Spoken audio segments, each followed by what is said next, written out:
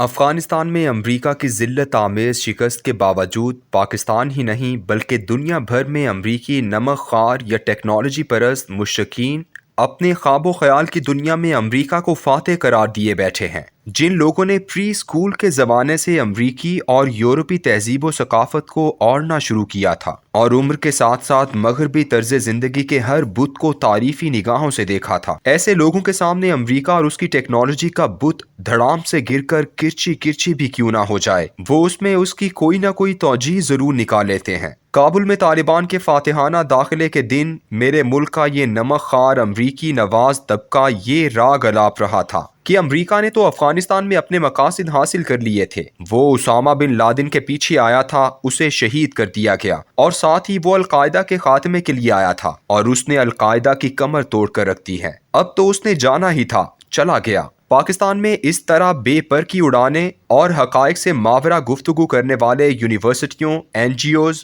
اور civil society کے جمگھٹوں میں آپ کو بے شمار ملیں گے۔ ان میں سے چند ایک پاکستان کے ٹیلی ویژن چینلوں پر اینکر بھی کھیلتی ہیں۔ کوئی ان عقل مندوں سے پوچھے کہ اسامہ بن لادن کو تو 2 مئی 2011 کو ایبٹ آباد میں شہید کر دیا گیا، اس کے بعد امریکہ تقریباً 10 سال 3 ماہ وہاں رہا، یہ تقریباً 3740 دن بنتے ہیں۔ امریکہ نے اس 20 سالہ جنگ میں روزانہ اوسطاً 300 ملین یعنی 30 کروڑ ڈالر بے مقصد خرچ کیے ہیں۔ اس حساب سے اس عقل مند ملک امریکہ نے اسامہ بن لادن کو مارنے کا ہدف پورا ہونے کے بعد بھی 1,12,200 کروڑ ڈالر خرچ کیے ہیں۔ شاید اسے بموں کی پھلجھڑیاں اچھی لگتی تھیں یا گولوں کی آتش بازی سے لطف اندوز ہو رہا تھا کہ وہ اتنے دن افغانستان میں رہا، اتنی خطیر رقم جنگ میں جھونکتا رہا۔ امریکی پینٹاگون، سی آئی اے اور اسٹیٹ ڈپارٹمنٹ کے اس فیصلے پر امریکی کانگریس بھی چپ بیٹھی رہی اور اسامہ بن لادن کی موت اور القاعدہ کی کمر توڑنے کے باوجود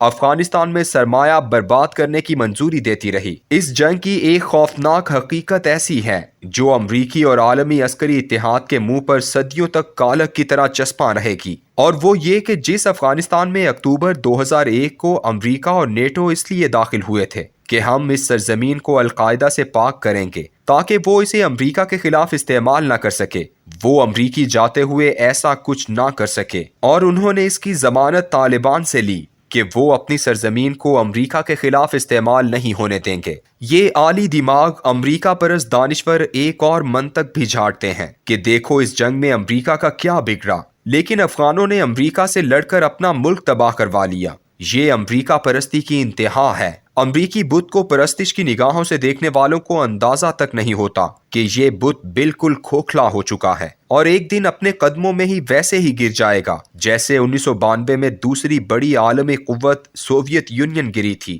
جس امریکہ میں 2005 سے لے کر اب تک سپاہیوں میں خودکشی کی رفتار اتنی بڑھ چکی ہو کہ اوسطاً ایسے 22 فوجی روزانہ خودکشی کرتے ہوں جو افغانستان اور عراق کی جنگوں سے واپس لوٹے تھے، اور جس ملک کے فوجیوں میں جنگ کی دہشت سے پیدا ہونے والے پاگل پن جسے پی ٹی ایس ڈی کہتے ہیں کا شکار 5 لاکھ سے زیادہ ہو چکے ہوں، اور ان 5 لاکھ پاگلوں کی دیکھ بھال کی ذمہ داری اب امریکی نظام صحت پر آن پڑی ہو، کیونکہ امریکی معاشرہ اپنے پاگلوں کو گھروں میں نہیں رکھتا۔ محبت سے سرشار گرل فرینڈ بھی ڈبڈبائی آنکھوں سے اپنے محبوب کو نفسیاتی وارڈ میں چھوڑ آتی ہے۔ جنگ کی یہ قیمت صرف انسانی المیہ کی حد تک ہے، جبکہ معیشت دان جس تباہی کی طرف اشارہ کر رہے ہیں وہ اس قدر خوفناک ہے کہ ان کے مطابق امریکہ پر ایسا وقت جلد آئے گا کہ صرف پیسے کی ہوس میں ڈوبی ہوئی اسلحہ ساز فیکٹریاں ہی خوشحال رہ جائیں، باقی امریکی عوام بدترین افلاس کا شکار ہو جائیں گے۔ افغانستان میں ذلت آمیز شکست کے بعد جس معاشی زوال کا امریکہ کو سامنا ہے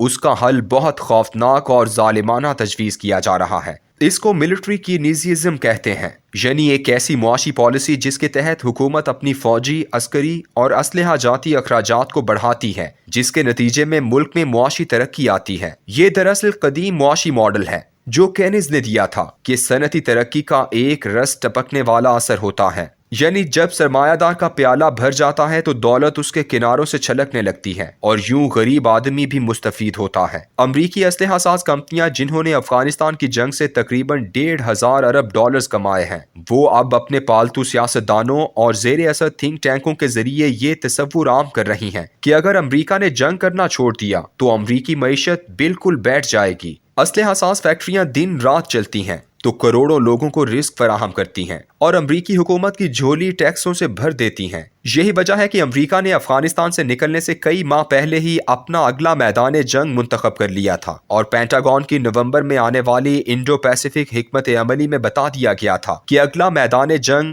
چین کو اس کی حد میں رکھنے کے لیے منتخب ہوا ہے۔ لیکن آسٹریلیا کے اسٹریٹجک پالیسی انسٹیٹیوٹ نے جب چین بھارت مناقشے پر اپنی تفصیلی رپورٹ میں بتایا کہ بھارت پر مکمل بھروسہ امریکہ کے لیے بہت بڑی خودکشی ہوگی اور چین امریکہ سے خطے کی یہ جنگ توقع سے بھی کم وقت میں جیت جائے گا، ایسے میں اسلحہ ساز فیکٹریوں کا پیٹ بھرنے اور امریکی معیشت کا پہیہ چلانے کے لیے متبادل میدان جنگ کا انتخاب ہو رہا ہے۔ بعض کے نزدیک انتخاب ہو چکا ہے، اور وہ میدان جنگ پاکستان، افغانستان اور ایران تینوں ہیں۔ امریکی انتظامیہ کا اہم ترین مشیر، سابق ڈائریکٹر CIA اور سابق وزیر دفاع لیون پنیٹا امریکہ کو مدتوں سے اس بات پر قائل کر رہا تھا کہ امریکہ کو دنیا بھر کے سمندروں پر مکمل اقتدار حاصل کرنا چاہیے۔ یہ شخص اسامہ بن لادن آپریشن کا انچارج تھا۔ اس شخص نے گزشتہ دنوں وائس آف امریکہ کو انٹرویو دیتے ہوئے کہا ہے کہ افغانستان میں القاعدہ دوبارہ منظم ہونے والی ہے۔ پنیٹا نے کہا ہے کہ اب اگر افغانستان میں القاعدہ دوبارہ منظم ہوئی، جس کے امکانات بہت ہیں، تو ہمارے پاس اسے روکنے کے لیے کوئی پڑوسی ملک ایسا نہیں ہوگا جو ہمیں اڈے دے، یوں ہمیں بہت دور سمندر سے حملہ آور ہونا پڑے گا۔ لیون پنیٹا نے کہا ہے کہ القاعدہ اگلے 3 سے 6 ماہ میں اس قدر طاقتور ہو سکتی ہے کہ وہ امریکہ پر ایک 9/11 جیسا بڑا حملہ کر دے گا۔ ایسے حملے کی صورت میں افغانستان، ایران اور پاکستان ہمارے لیے یہ تینوں ملک دشمن سرزمین ہوں گے۔ پاکستان خود اپنے ملک میں موجود طالبان سے خوفزدہ ہوگا اور ایران ہمارا دشمن ہے۔ ایسے میں ہم ایک وسیع اور نہ ختم ہونے والی جنگ میں داخل ہو سکتے ہیں۔ یہ ہرگز ایک تجزیہ نہیں لگتا، بلکہ ایک سوچی سمجھی منصوبہ بندی اور حکمت عملی لگتی ہے۔ اسلحہ سازوں کی کمائی کے لیے جنگ کے میدان بنانے کی دوڑ ہے، اور اس دوڑ میں سب بڑی عالمی طاقتیں شریک ہیں۔ نوٹ: ایک انتہائی غریب صاحبہ کینسر کی مریضہ ہیں، انہیں اپنے آپریشن کے لیے مدد درکار ہے۔ کوئی درد دل والا ان سے اس نمبر پر رابطہ کر کے علاج میں سہولت پہنچا سکتا ہے۔